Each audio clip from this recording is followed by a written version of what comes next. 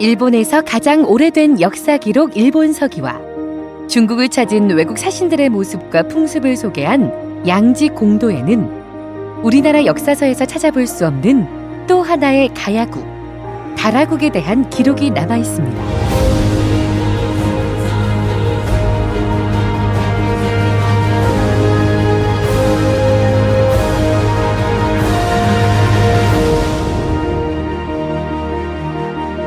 역사 기록을 통해 알 수 있는 것은 다라국이 여러 가야 중 하나였다는 점과 하한기와 이수위 같은 관직이 존재했다는 것뿐 그 외의 내용에 대해서는 전혀 알 수 없었습니다.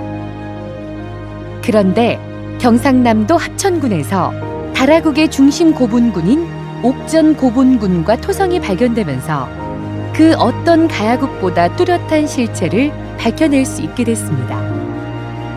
다라국의 실체를 밝혀준 옥전 고분군과 토성은 1980년 중반 경상대학교 박물관 조사단에 의해 그 놀라운 신비의 모습을 간직한 채 문을 열고 세상에 알려지기 시작했습니다.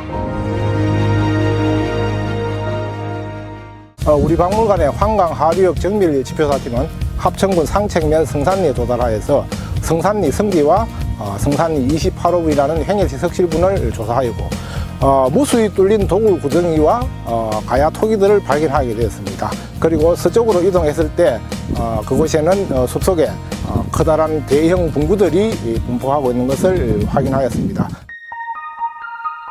강원도에서 시작돼 영남 지방을 통해 남해로 흐르는 낙동강, 그 서쪽에서 흘러들어와 낙동강으로 합류되는 황강. 옥전 고분군은 낙동강에서 10여 킬로미터 떨어진 황강이 내려다 보이는 언덕 위에 위치하고 있습니다. 처음 발견된 것은 도굴에 의해 파헤쳐져 있는 아래쪽에 위치한 소형 무덤들이었습니다. 조사단은 좀 더 자세한 조사를 위해 언덕 위에 올라섰습니다. 어지럽게 뒤엉켜 있는 수풀을 뚫고 지나가던 그때 조사단은 잡목 수풀 속에 우뚝 솟아있는 여러 개의 왕릉들을 발견하게 됩니다.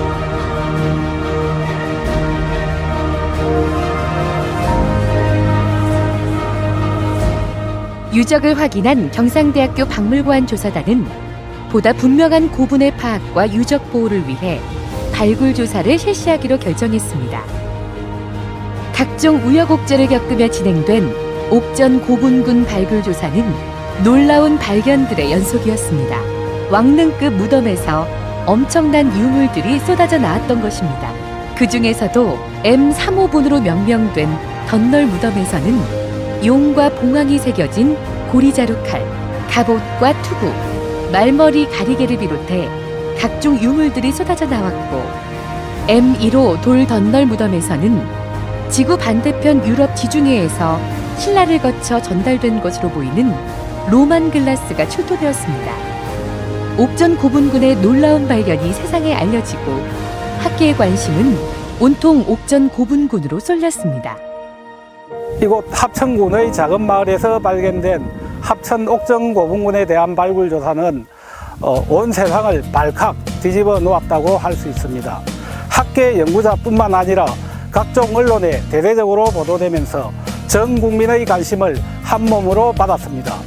합천 옥전 고분군에 대한 발굴 조사는 우리나라를 넘어 동아시아에 있어서도 손꼽히는 대발굴이라 할 수 있습니다. 발굴 조사는 수년에 걸쳐 총 5차례 이루어졌고, 발굴 결과는 합천 옥전 고분군이라는 이름으로 10권의 보고서로 세상에 공개되었습니다. 이렇게 조사된 옥전 고분군은 발굴 조사 성과와 유적 인근의 다라리라고 하는 지명에 근거해 다라국의 옛 땅으로 판명되었습니다.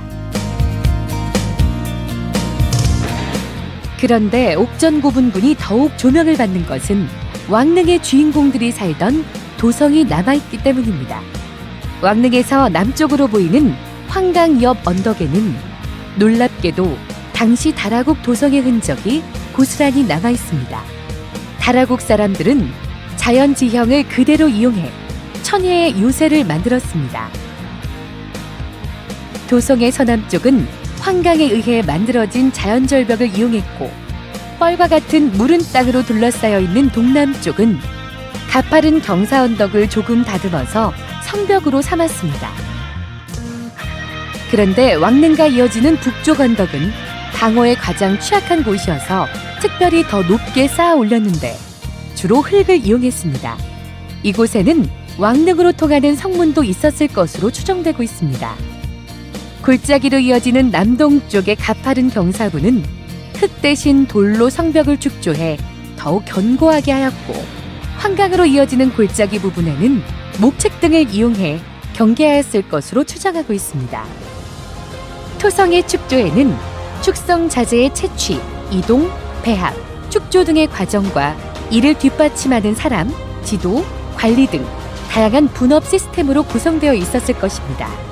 또한 축조 위치를 선정하고 자재 사용법을 알려주며 위치마다의 축조 방식을 결정하는 축성 기술자가 있었고, 볼이나 조 등의 공무를 바치는 각종 의뢰 담당자가 있었습니다.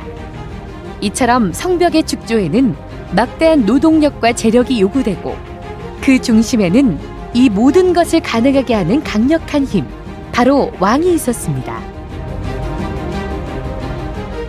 옥정고분군과 그 바로 산아래에 있는 다라국성의 발굴은 역사 기록에 이름밖에 남아있지 않는 다라국의 실체를 알려주는 고고학적인 증거들이라고 할 수 있으며, 옥정고분군의 발굴 조사에서 거둔 성과는 작게는 가야의 역사를 복원하는데, 크게는 동아시아 전체의 고대 역사를 복원하는데 많은 기여가 있을 것으로 예상되고 있습니다.